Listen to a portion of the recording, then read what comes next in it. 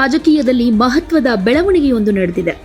ಅಮ್ಮ ಮಕ್ಕಳ್ ಮುನ್ನೇತ್ರ ಕಳಗಂ ಮುಖ್ಯಸ್ಥ ಟಿಟಿವಿ ದಿನಕರನ್ ಬುಧವಾರವಷ್ಟೇ ಎನ್ಡಿಎ ಮೈತ್ರಿಕೂಟಕ್ಕೆ ವಾಪಸ್ ಬಂದಿದ್ದಾರೆ. ಈ ಘೋಷಣೆಯ ನಂತರ ದಿನಕರನ್ ಚೆನ್ನೈನಲ್ಲಿ ಬಿಜೆಪಿ ತಮಿಳುನಾಡು ಚುನಾವಣಾ ಉಸ್ತುವಾರಿ ಪಿಯೂಷ್ ಗೋಯಲ್ ಅವರನ್ನ ಭೇಟಿಯಾದರು. 2026ರ ವಿಧಾನಸಭಾ ಚುನಾವಣೆಗೂ ಮುಂಚಿತವಾಗಿ ಮುಕ್ಕುಲಥೋರ್ ಮತಗಳನ್ನು ಕ್ರೋಢೀಕರಿಸಲು ಮತ್ತು ಡಿಎಂಕೆ ಪ್ರಾಬಲ್ಯಕ್ಕೆ ತಿರುಗೇಟು ಕೊಡೋದಕ್ಕೆ ದಿನಕರನ್ ಉಪಸ್ಥಿತಿ ನಿರ್ಣಾಯಕ ಅನ್ನಿಸ್ಕೊಳ್ತು. ಕೇಂದ್ರ ಗೃಹ ಸಚಿವ ಅಮಿತ್ ಶಾ ಸಲಹೆ ಮೇರೆಗೆ ಈ ಬೆಳವಣಿಗೆ ನಡೆದಿದೆ ಎನ್ನಲಾಗಿದ್ದು, ಉಸ್ತುವಾರಿ ಪಿಯೂಷ್ ಗೋಯಲ್ ಅವರ ಜೊತೆ ದಿನಕರನ್ ಪ್ರಚಾರ ತಂತ್ರಗಳನ್ನು ರೂಪಿಸೋದಕ್ಕೆ ಸಭೆ ಸೇರಿದ್ದು, ಚೆನ್ನೈನಲ್ಲಿ ನಡೆದ ಈ ಚರ್ಚೆಯಲ್ಲಿ ಎಐಎಡಿಎಂಕೆಯ ಎಡಪ್ಪಾಡಿ ಪಳನಿಸ್ವಾಮಿ ಜೊತೆಗಿನ ಹಿಂದಿನ ಬಿರುಕುಗಳ ಹೊರತಾಗಿಯೂ ಎಎಂಎಂಕೆಯನ್ನ ಒಟ್ಟುಗೂಡಿಸುವ ಮೂಲಕ ತನ್ನ ದಕ್ಷಿಣದ ಹೆಜ್ಜೆಗುರುತನ್ನು ವಿಸ್ತರಿಸೋ ಆಲೋಚನೆಯಲ್ಲಿ ಬಿಜೆಪಿ ನಾಯಕರಿದ್ದಾರೆ. ರಾಜಿ ಮಾಡಿಕೊಳ್ಳೋದ್ರಲ್ಲಿ ಏನು ವಿಶೇಷತೆ ಇಲ್ಲ, ಇದು ಹೊಸ ಆರಂಭ. ಹಾಗೆ ನಾವು ತಮಿಳುನಾಡಿನಲ್ಲಿ ಹೊಸ ಆಡಳಿತವನ್ನು ರಚಿಸೋದಕ್ಕೆ ಶಕ್ತಿ ಮೀರಿ ಶ್ರಮಿಸ್ತೀವಿ. ತ್ಯಾಗ ಮಾಡೋರು ಎಂದಿಗೂ ಕೆಳಗಿಳಿದಿಲ್ಲ. ಅಮ್ಮ ಅಂದ್ರೆ ಜಯಲಲಿತಾ ಅವರ ನಿಜವಾದ ಅನುಯಾಯಿಗಳಾಗಿ ನಾವೆಲ್ಲರೂ ಒಟ್ಟಾಗಿ ಸೇರಿ ಆಡಳಿತ ರೂಪಿಸ್ತೀವಿ ಅಂತ ದಿನಕರನ್ ಹೇಳಿದ್ದಾರೆ.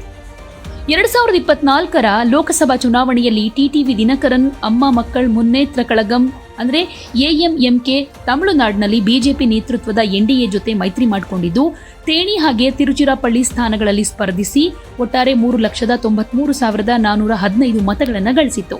ದಿನಕರನ್ ಸ್ವತಃ ತೇಣಿಯಿಂದ ಸ್ಪರ್ಧಿಸಿ 2,92,668 ಮತಗಳನ್ನು ಪಡೆದರೂ ಕೂಡ ಡಿಎಂಕೆಯ ತಂಗಾ ತಮಿಳು ಸೆಲ್ವನ್ ವಿರುದ್ಧ ಸೋಲು ಕಂಡಿದ್ರು. ಈ ಮತ ಪ್ರಮಾಣ ಆ ಭಾಗದ ಮತದಾರರಲ್ಲಿ ಎಎಂಎಂಕೆಯ ಬಗೆಗಿನ ಒಲವನ್ನ ಎತ್ತಿ ತೋರಿಸಿತ್ತು. ಇನ್ನು ದಕ್ಷಿಣ ಜಿಲ್ಲೆಗಳಾದ ತೇಣಿ, ಶಿವಗಂಗಾ, ರಾಮನಾಥಪುರಂ ಹಾಗೆ ಮದುರೈಗಳಲ್ಲಿನ ಮುಕ್ಕುಳಥೋರ್ ಸಮುದಾಯಗಳಲ್ಲಿ ದಿನಕರನ್ ಪ್ರಭಾವ ಇದ್ದು, ಎಎಂಎಂಕೆಗೆ ಮತಬುಟ್ಟಿಗೆ ಅನಾಯಾಸವಾಗಿ 10% ಮತ ಬೀಳುತ್ತೆ. ಈಗ ಎನ್ಡಿಎ ತೆಕ್ಕೆಗೆ ಬಿದ್ದಿರೋದ್ರಿಂದ ಈ ಪುನರ್ಮಿಲನ ಬಿಜೆಪಿಗೆ ಅನಿವಾರ್ಯ ಕೂಡ ಆಗಿತ್ತು. ಹಾಗೇನೆ ಈ ಬೆಳವಣಿಗೆಯಿಂದ ಬಿಜೆಪಿಗೆ ಬಲ ಸಿಕ್ಕಂಗೂ ಆಗಿದೆ. ಹಾಗೆ ಈ ಮೂಲಕ ಪಿಯೂಷ್ ಗೋಯಲ್ ಅವರು ಕೇಂದ್ರ ಗೃಹ ಸಚಿವ ಅಮಿತ್ ಶಾ ನೀಡಿದ ಜವಾಬ್ದಾರಿಯನ್ನ ಸಮರ್ಥವಾಗಿ ನಿಭಾಯಿಸುವಲ್ಲೂ ಕೂಡ ಯಶಸ್ವಿಯಾಗಿದ್ದಾರೆ. ಇನ್ನು ಚೆನ್ನೈನ ಐಷಾರಾಮಿ ಹೋಟೆಲ್ ಒಂದರಲ್ಲಿ ಟಿಟಿವಿ ದಿನಕರನ್ ಅವರನ್ನ ಎನ್ಡಿಎ ಮೈತ್ರಿಕೂಟಕ್ಕೆ ಪಿಯೂಷ್ ಗೋಯಲ್ ಅವರು ಸ್ವಾಗತ ಮಾಡಿದ್ರು. ಈ ಕಾರ್ಯಕ್ರಮದಲ್ಲಿ ಎಡಪ್ಪಾಡಿ ಪಳನಿಸ್ವಾಮಿ ಗೈರಾಗಿದ್ರು ಕೂಡ ಅವರ ಪಾರ್ಟಿಯ ಪ್ರಮುಖ ನಾಯಕರು ಹಾಜರಿದ್ದು ದಿನಕರನ್ ಅವರನ್ನ ಸ್ವಾಗತ ಮಾಡಿದ್ದಾರೆ. ಇನ್ನು ಈ ಸಂದರ್ಭದಲ್ಲಿ ತಮಿಳುನಾಡಿನ ಜನರು ತಮಿಳು ಸಂಸ್ಕೃತಿ ಮತ್ತು ಹೆಮ್ಮೆಯ ಮೇಲೆ ದಾಳಿ ಮಾಡ್ತಾ ಇರೋ ಡಿಎಂಕೆ ಸರ್ಕಾರವನ್ನ ತೆಗೆದುಹಾಕುವುದಕ್ಕೆ ತಮಿಳುನಾಡಿನ ಎನ್ಡಿಎ ಬದ್ಧವಾಗಿದೆ ಅಂತ ಹೇಳಿದ್ರು.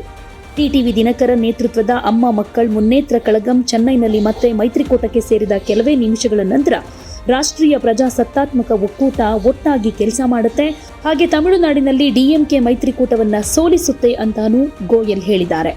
ನನ್ನ ಹಿರಿಯ ಸಹೋದರ ಮತ್ತು ಎಐಎಡಿಎಂಕೆ ನಾಯಕ ಎಡಪ್ಪಾಡಿ ಕೆ ಪಳನಿಸ್ವಾಮಿ, ನನ್ನ ಸಹೋದರ ಮತ್ತು ಆತ್ಮೀಯ ಸ್ನೇಹಿತ ಅನ್ಬುಮಣಿ ರಾಮದಾಸ್, ಎನ್ಡಿಎ ಇತರ ಸಹೋದ್ಯೋಗಿಗಳಾದ ಜಿಕೆ ವಾಸನ್, ನಾವೆಲ್ಲರೂ ಈ ಭ್ರಷ್ಟ ಡಿಎಂಕೆ ಸರ್ಕಾರವನ್ನ ತೆಗೆದುಹಾಕುವುದಕ್ಕೆ ಬದ್ಧರಾಗಿದ್ದೀವಿ ಅಂತಾನೂ ಹೇಳಿದರು. ಹಾಗೆ ಭಾರತ ವಿರೋಧಿ ಡಿಎಂಕೆ ಮೈತ್ರಿಕೂಟವನ್ನ ಸೋಲಿಸ್ತೀವಿ ಅಂತಾನೂ ಹೇಳಿದರು. ಭಾರತ பிரதமர் மோடி அவர்கள் மத்திய உள்துறை அமைச்சர் மாண்புமிகு அமித்ஷா அவர்கள் மூலம் தமிழ்நாட்டில் என்டிஏ கூட்டணியை பலப்படுத்தணுங்கிற முயற்சிக்கு உறுதுணையாக இருக்கின்ற விதமாக எங்களது பங்காளி சண்டையெல்லாம் தூக்கி ஓரமாக வைத்துவிட்டு விட்டு கொடுப்பவர்கள் என்றைக்கும் கெட்டுப்போவதில்லை என்கிற சான்றோர் மொழிக்கேற்ப எல்லாவற்றையும் மறந்துவிட்டு அம்மாவின் ஆட்சியை மீண்டும் தமிழ்நாட்டில் அமைக்க வேண்டும் என்பதற்காக 2021 மாண்புமிகு அமித்ஷா அவர்கள் எடுத்த முயற்சி அன்றைக்கு முடியாமல் போனதால் இன்றைக்கு தமிழ்நாட்டை வாட்டி வதைக்கின்ற திராவிட மாடல் என்கிற பெயரில் நடக்கின்ற இந்த திராவக மாடல் ஆட்சி, கஞ்சா மாடல் ஆட்சியை முடிவுக்கு கொண்டு வருவதற்காக மீண்டும் நாங்கள் என்டிஏவில் இணைஞ்சிருக்கோம். இந்த தேர்தலில் அம்மா மக்கள் முன்னேற்ற கழகத்தின் ஒவ்வொரு நிர்வாகியும் தொண்டரும் என்டிஏவின் வெற்றிக்காக தமிழ்நாடு முழுவதும் அவர்கள் ஓயாமல் உழைத்திடுவார்கள். உறுதியாக 21 தவறிய அம்மாவின் ஆட்சியை இந்த முறை நாங்கள் உறுதியாக தமிழ்நாட்டிலே உருவாக்கி காட்டுவோம் என்பதை இந்த நேரத்தில் நான் மகிழ்ச்சியோடு சொல்லிக்கொள்கிறேன்.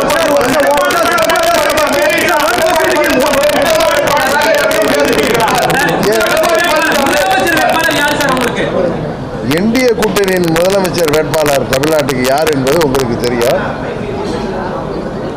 எங்கள் முதலமைச்சர் வேட்பாளர் யார் என்பது உங்களுக்கு தெரிந்து நீங்கள் எங்கள்கிட்ட கேட்பது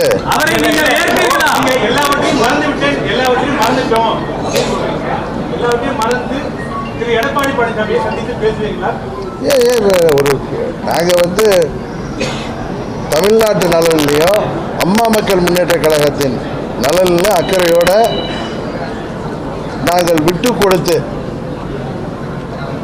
எல்லாவற்றையும் மறந்துவிட்டு, அதாவது எங்களுக்கு இழைக்கப்பட்ட அநீதியெல்லாம் தூக்கி எறிந்துவிட்டு தமிழ்நாட்டு நலனும் அம்மா மக்கள் முன்னேற்ற கழகத்தின் நலனும் முக்கியம் என்கிற ஒரே எண்ணத்தோடு மீண்டும் தமிழ்நாட்டில் அம்மாவின் ஆட்சி வர வேண்டும் என்பதற்காக நான் மீண்டும் முழு மனதோடு என்டிஏ கூட்டணிக்கு வந்திருக்கிறேன்.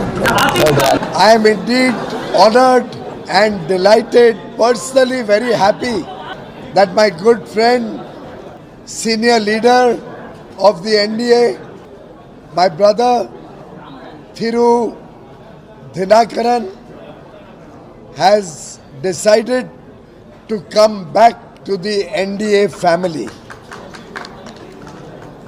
Thiru Dhinakaran was with my father in the Rajya Sabha in the period 2004 to 2007, and since then I have seen his good work, I have seen his popularity, I have seen his leadership skills, and all of us in the NDA, my elder brother and leader of AIADMK, Thiru Edappadi Palaniswamy ji, my brother and good friend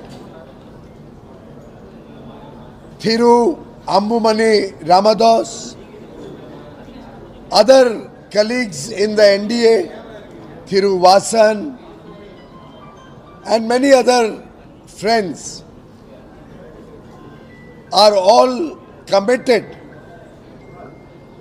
to removing this corrupt DMK government, this incompetent DMK government which is attacking the people of Tamil Nadu, which is attacking Tamil culture, which is attacking the Tamil pride about which we are all very hurt.